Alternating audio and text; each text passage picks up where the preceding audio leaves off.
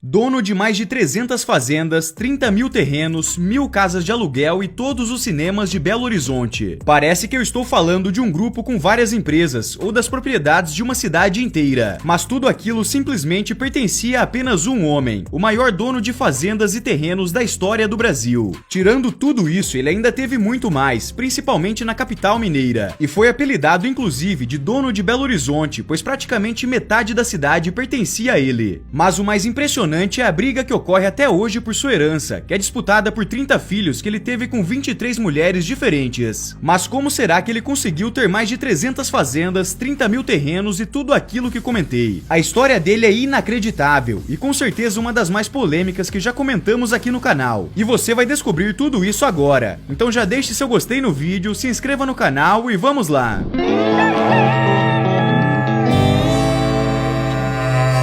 Já fizemos um vídeo falando sobre esse homem há anos atrás, mas a história dele é tão impressionante que com certeza vale a pena ser relembrada. Antônio Luciano Pereira Filho nasceu em São Gotardo, Minas Gerais, no dia 27 de maio de 1913. Ele iniciou os estudos em sua cidade natal, completando o primário em São João del Rei, Minas Gerais, em 1925. Fez o secundário em Formiga e Ouro Preto, também em Minas Gerais, onde concluiu o curso em 1929. Desde muito novo, ele tinha o dom de multiplicar dinheiro. A mesada que recebia do pai, ele emprestava aos colegas de escola e depois recebia com juros. Ele ingressou no ano seguinte na Faculdade de Medicina de Belo Horizonte, formando-se em 1935. Exerceu a medicina na capital mineira até 1939. Com aquilo de emprestar dinheiro aos colegas, ele criou um grande negócio, virou um agiota muito famoso na cidade. E depois disso, no início da década de 1950, fundou o Banco Financeira da Produção S.A., que foi fechado em 1954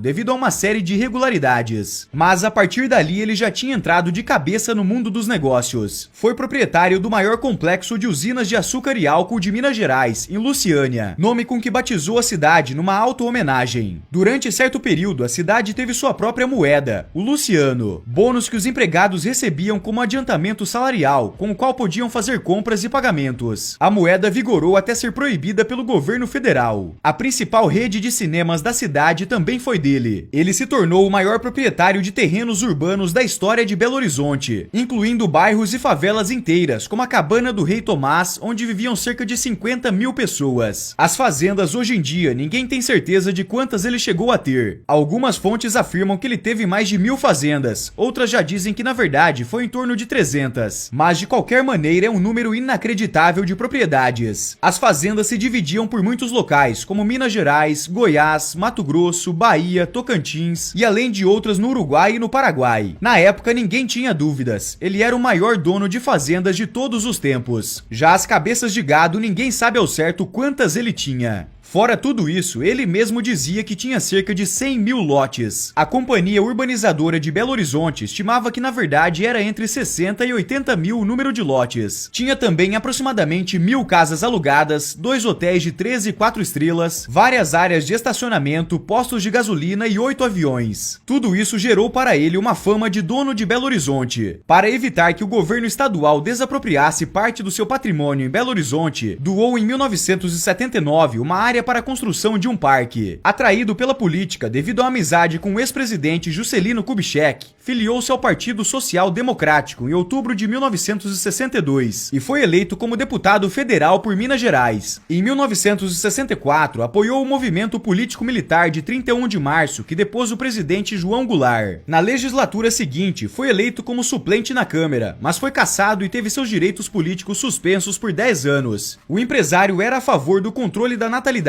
mas definitivamente não aplicava isso em sua vida pessoal. Filhos ele só tinha 3, os do casamento, mas as 5.000 páginas do inventário de Luciano comprovam. Foram 27 filhos fora do casamento, com 23 mulheres. Antônio Luciano morreu de câncer em 1990, aos 77 anos. No fim da vida, talvez prevendo a confusão que a herança causaria, ele e a mulher doaram tudo o que tinham para os 3 filhos do casamento. Mas os filhos de Luciano não aceitaram, e ainda na década de 90 conseguiram fechar uma nova divisão da fortuna. Nesse novo acordo, os filhos do casamento ficariam com a parte do patrimônio da mãe. A parte do pai foi dividida em cotas iguais. Cada filho reconhecido ficou com cerca de 25 milhões de reais. Teve até uma cota de reserva para possíveis novos herdeiros. A fortuna total de sua herança foi avaliada em aproximadamente 3 bilhões de reais. Embora isso seja muito dinheiro, com tantas coisas que ele tinha em seu nome, isso não parece muito. Afinal, só as fazendas já deveriam valer muito mais do que isso. Mas sua vida polêmica também fez desaparecer muito dinheiro, e ninguém sabe ao certo o que aconteceu com o restante dos bens da fortuna. E recentemente até o governo está querendo pegar uma parte dessa herança. Além dos herdeiros, o governo de Minas Gerais entrou na disputa, reivindicando uma parte da herança de Luciano. O motivo é o Imposto sobre Transmissão, Causa Mortes e Doação, o ITCD, um tributo estadual devido em casos de falecimento ou doação. Após uma análise detalhada do patrimônio dos herdeiros, o governo chegou a um valor de 105 milhões de reais referente ao imposto. Esse valor ainda pode dobrar em caso de aplicação de multa, totalizando um montante que pode chegar a 2,6 bilhões de reais. Atualmente, 16 pessoas ainda tentam provar na justiça que são descendentes de Antônio Luciano. A defesa dos 3 filhos oficiais afirma que todos os impostos foram pagos na época da partilha entre os herdeiros e preferem não comentar sobre a vida particular do pai enquanto o caso está em julgamento. O Estado, por sua vez, conseguiu bloquear bens e 20% do faturamento de uma das empresas dos 3 filhos oficiais. Mas as lembranças de Antônio Luciano não se resumem apenas em brigas e disputas. Em Lagoa da Prata, 200 quilômetros de Belo Horizonte, todo mundo sabe quem foi Antônio Luciano e a polêmica passa longe. Uma reportagem de TV entrevistou pessoas da cidade que conheciam ele e por lá nada de polêmicas, pois praticamente todos os moradores de lá admiram ele e dizem que ele foi ótimo para as famílias, que ajudou muita gente, que eles não têm nada de mal para falar dele, além de falarem que ele foi um homem muito trabalhador em toda a sua vida.